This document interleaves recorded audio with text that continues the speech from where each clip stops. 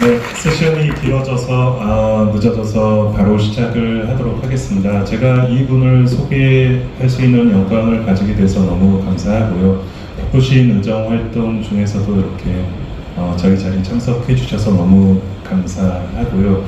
어떻게 보면 응급의학과 선생님들한테는 되게 큰 희망의 아이콘이 아닌가 싶습니다. 이제 저희를 가장 잘 이해해 주실 거라고 저희가 믿고 있고, 또 기대에 어긋나지 않게 너무나도 많은 역할 해주시고 계십니다. 개혁신당의 의원님이시자 전 순천향대 청안병원 소아응급센터에서 근무도 하셨었습니다. 이주영 선생님 모시고 특별 강연 들어보도록 하겠습니다. 큰 박수 부탁드립니다.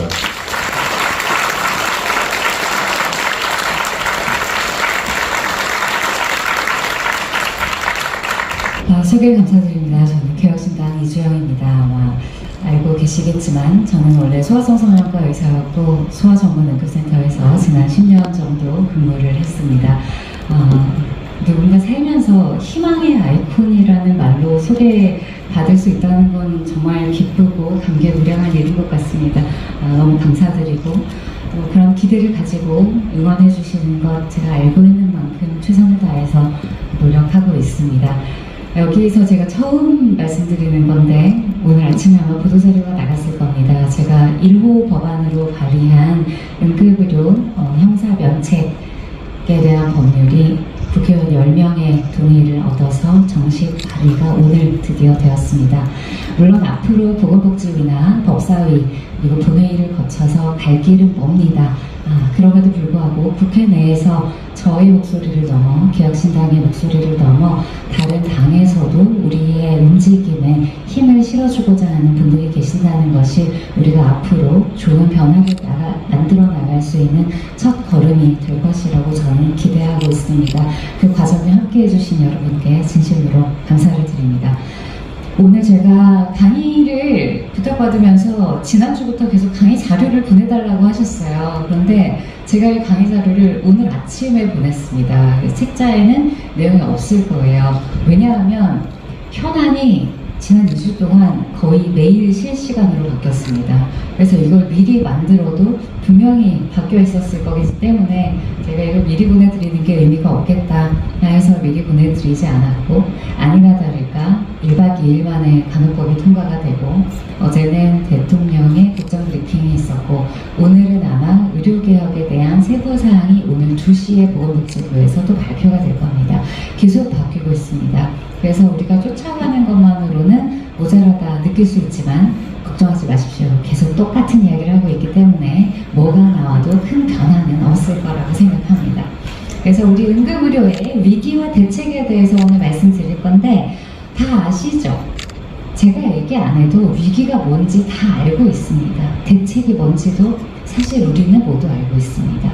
누가 할 것인지, 누가 그 돈을 낼 것인지, 누가 그 책임을 질 것인지에 대한 자신이 아무도 없을 뿐입니다. 그래서 저는 그냥 여러분들이 궁금해할 만한 이야기를 먼저 드리도록 하겠습니다. 간호법. 뭐가 문제냐? 나는 왜 반대를 했는가?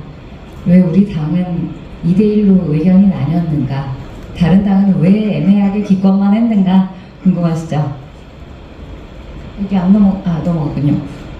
간호법이 8월 28일에 본회의를 통과했습니다. 이게 이렇게 빨리 될지 저도 몰랐어요. 왜냐하면 8월 27일 오후에 갑자기 다시 소위를 소집한다는 연락이 왔기 때문입니다. 그날 제가 이번 주에 유일하게 일찍 퇴근할 수 있는 날이어서 애들한테 엄마 일찍 간다고 얘기를 했는데 오후 3시경에 7시에 소위를 개회한다는 이야기를 듣고 절망하며 집에서 또 욕을 먹었는데요.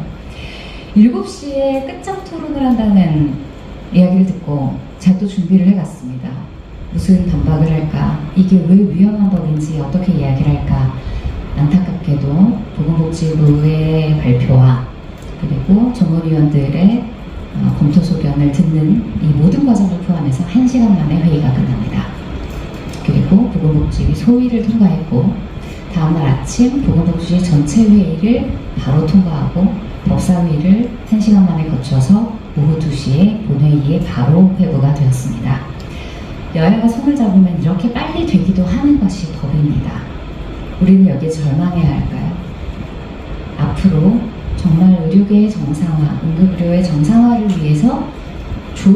경우도 이렇게 통과가 될 수도 있다는 겁니다. 이미 일어난 일들에 대해서 우리가 고민하는 것은 저는 의미가 없을 수 있다고 생각합니다. 법이 한번 만들어져도 개정하면 됩니다. 현장에서 어떻게 적용할지는 아직도 대통령령과 보건복지부령으로 정해야 하는 시행 규칙들이 남아 있습니다. 왜냐하면 쟁점이 다 해소되지 않은 상태로 통과가 되었거든요. 어려운 부분들을 다 하위로 밀어놨습니다. 이게 개정되어서 통과된 간호법안, 제가 원문을 가져왔습니다. 21대 때 문제가 됐던 지역사회라는 말은 일단 빠지긴 했습니다만 재가 및 각종 사회복지시설이라는 말이 들어갑니다. 명분이 있습니다. 실제로 의료기관이 아닌 곳에서 근무하고 있는 간호사들이 분명히 존재하고 그들을 법 바깥에 둘 수만은 없기 때문에 이 부분이 필요한 부분은 있습니다. 이것을 어떻게 활용할 것인가의 문제이고, 이 간호법안의 취지는 제가 반대를 한 것과는 별개로, 제가 의사였던 것과도 별개로, 저는 간호법안이 제대로 정착이 되려면 이것이 실제로 간호사들의 권익을 위한 것이어야 한다고 생각합니다. 저는 이 법이 그 기본 취지에 맞지 않기 때문에 반대를 한 것이지, 여기가 응급의학 의사회임에도 불구하고 저는 의사들의 권익을 위해서 이 법안에 반대를 한 건 사실은 아니었습니다. 간호사들의 권익을 침해하는 법이 될 것이고 악법으로 작용할 것이 명백했기 때문에 저는 실제로 간호사들의 권익을 위해 반대한 것이 첫 번째였고, 두 번째는 전담 간호사로 빠르게 대체되는 이 상급종합병원 혹은 대학병원들의 구조 개편이 향후 전공의들의 수련 환경을 비가역적으로 붕괴시킬 것이기 때문에 다음 세대의 전공의 교육, 전문의 배출이 불가능해진다는 점에서 두 번째로 반대를 했던 겁니다. 그 다음을 보면 병원급 의료기관 중 보건복지부령으로 정하는 기관에서 환자의 진료 및 치료 행위에 관한 의사의 전문적 판단이 있은 후에 의사의 일반적 지도와 위임에 근거하여 진료 지원 업무를 수행할 수 있다고 되어 있습니다. 이게 원안에서는 추경호 의원안, 국민의힘 추경호 의원안에서 일반적 지도가 아니라 포괄적 지도였습니다. 그래서 그것이 너무 모호하다. 그래서 일반적 지도와 위임이라고 바뀌기는 했으나 사실 법적으로 해석될 때는 큰 차이가 있다고 보기는 어렵습니다. 그리고 지금 병원급 의료기관 그리고 보건복지부령으로 정하는 기관에서 라고 되어 있기 때문에 진료 지원 업무가 수행되는 장소가 이곳에 국한된다고 생각할 수도 있겠지만, 제가 소위에서 문의를 했을 때는 보건복지부 측에서 그건 아니다 라고 이야기했습니다. 병원급 의료기관이나 보건복지부령으로 정하는 기관에 소속된 의사가 지침을 내릴 수 있는 겁니다. 그리고 그 진료 지원 업무가 수행되는 곳에 대해서는 여기에 명시되어 있지 않다고 보는 것이 사실은 정확합니다. 아마 이건 유권해석으로 넘어가던가 영에서 좀 더 명확하게 되어야 할 가능성이 있습니다. 그래서 이 지도와 위임을 받은 간호 행위가 이루어지는 장소, 그 범위에 대해서는 아직 아무것도 결정된 바가 없다. 이렇게 해석하시는 것이 맞습니다. 그리고 여기서 빠진 게 의료기사 등의 업무입니다. 원칙적으로 제외되는데 의료기사 등의 업무에 관한 법률이 따로 있습니다. 거기 물리치료사, 임상병리사를 포함해서 안경사까지 이 의료정보 작성하는 그런 기사까지 모두 포함되어 있고, 거기에 업무 범위가 명시되어 있습니다만, 의료기사 등의 업무라고 했을 때 의료기사 등만이 할 수 있는 업무가 원안이었는데, 그들만이 할 수 있는 업무라는 것이 아직 명시되어 있지 않기 때문에 이것도 사실은 모두 하위 법령으로 내려가서 다시 논의가 되어야 하는 상황입니다. 그래서 제가 우려하는 것은 지금 보건의료노조와 간호사 단체들이 파업을 하려다가 지금 어느 정도 접은 상황으로 보입니다만, 이것이 앞으로 구체화되는 과정에서 각 의료기사 직역별로 아주 큰 분쟁이 생길 소지가 저는 높다고 보고, 만약에 그 방식이 파업이라던가 아니면 업무 영역에 있어서의 주장이 좀 더 과격한 방식으로 이루어질 때 매번 지금과 같은 의료계의 혼란이 초래될 가능성이 높다. 저는 그 우려를 전하는 바가 있습니다. 그리고 이것이 전담 간호사 가장 관심이 많으실 텐데 전문 간호사에 대해서 저는 대단히 찬성하는 입장입니다. 석사 이상의 학위를 가지고 3년 이상 동일한 업무 영역에서 전문성을 입증받은 간호사들입니다. 저는 실제로 전문 간호사들과 일해본 경험이 많고 그들이 4년 후에 떠나는 레지던트 혹은 2년, 3년 후에 떠나는 펠로우와는 또 다른 포지션에서 지속 가능한 연구를 가능하게 한다는 점에 있어서 저는 전문 간호사들의 업무는 앞으로도 권장될 필요가 있다고 생각합니다. 왜냐하면 분명한 교육 과정이 있고 명확한 입증을 받은 실력을 가진 사람들이기 때문입니다. 그리고 이런 분들이 많아질 때 간호직역의 전문성도 훨씬 더 높아지고 간호사들의 전문성도 훨씬 더 많이 존중받을 수 있다고 믿기 때문입니다. 그래서 전문 간호사에 대해서는 놀랍게도 저와 김윤 의원님이 의견이 같습니다. 그리고 두 번째가 전담 간호사에 대한 것인데 지금 제가 전담 간호사에 대해서 반대를 한 건 그거였습니다. 통일된 교육과정이 없다. 그리고 구체적으로 이들을 임명하거나 이 자격을 인정할 만한 제도가 구축되어 있지 않다.